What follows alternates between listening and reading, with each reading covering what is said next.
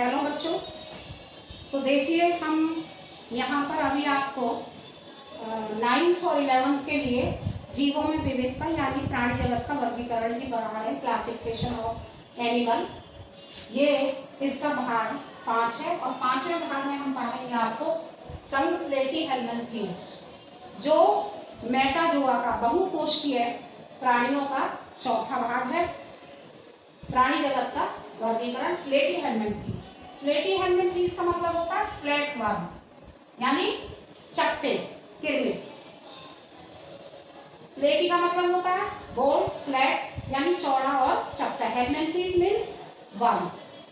तो ऐसे प्राणी जो चपटे होते हैं, चौड़े होते हैं, उन्हें हम प्लेटीहेल्मिन्थीज के वर्ग में संघ में रखते हैं। आज इनका अध्ययन 18वीं सदी से हो रहा है और वेगनबॉर्न नामक वैज्ञानिक ने 1858 में इन जंतुओं को जो संघ दिया था, एक अलग से ग्रुप दिया था, उसका नाम दिया था प्लेटीहेल्मिन्थीज। लगभग 13,000 जातियां इसकी ज्ञात हो चुकी हैं। इनकी मुख्य विशेषताएं क्या होती है? इनकी मुख्य विशेषताएं होती है कि इनका शारीरिक संगठन जो होता है वो अब से पहले पाए जाने वाले जंतुओं में, जैसे हमने संघ प्रोटोजोआ की बात की, प्रोटोजोआ में तो एक कोशिकाएं आई और उसके बाद में हमने पॉरीफेरा की बात की, सीलेंट्रेटा की बात की। तो इन संघों के जंतुओं से अधिक जटिल संरचना वाले जंतु होते हैं, यानी कि पूर्व में जिन संघों का अध्ययन हमने किया है उनसे अधिक जटिल संरचना वाले होते हैं। दूसरा इनका मतलब कि इनका शरीर जो होता है द्विपार्श्व सममित होता है। अर्थात द्विपार्श्व सममित का मतलब क्या है कि द्विपार्श्व सममित का मतलब होता है कि इनका शरीर के दाएं बाएं भाग में की जो संरचना होती है वो समान होती है।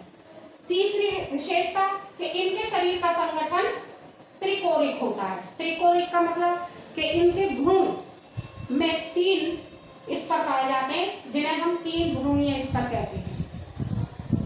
एक्टोडर्म बाह्य स्तर, मेसोडर्म मध्य स्तर और एंडोडर्म आंतरिक स्तर।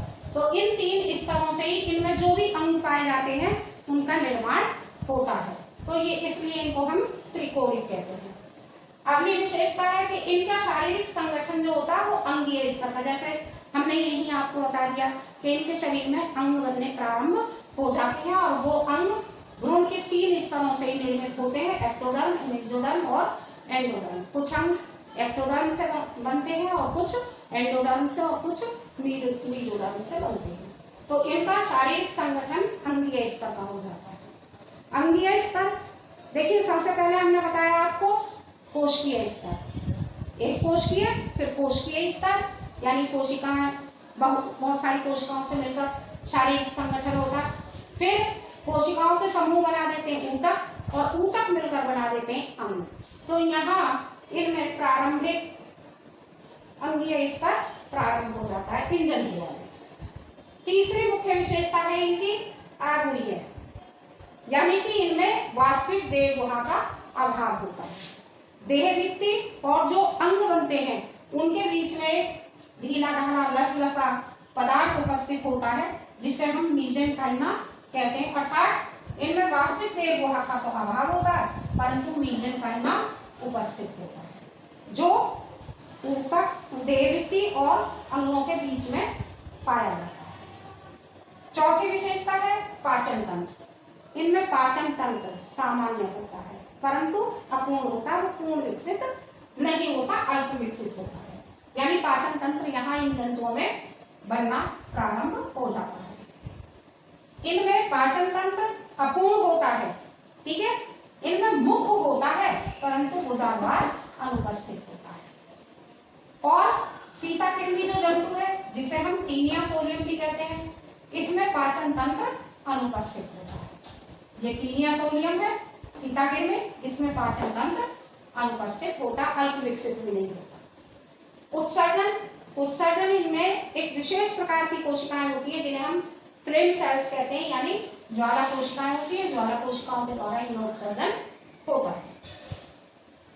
तंत्रिका कोशिकाएं इनमें पाई जाती हैं। तंत्रिका तंत्र और संवेदी अंग ये उपस्थित होते हैं, परंतु सरल, जटिल नहीं होते हैं। यहाँ से ये प्रारंभ होते हैं। मुख उपस्थित होता है, मुख के चारों ओर चूषक भी पाए जाते हैं इनमें।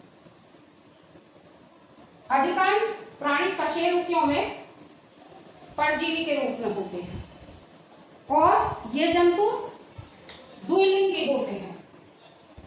जंतु कैसे होते हैं? ये द्विलिंगी।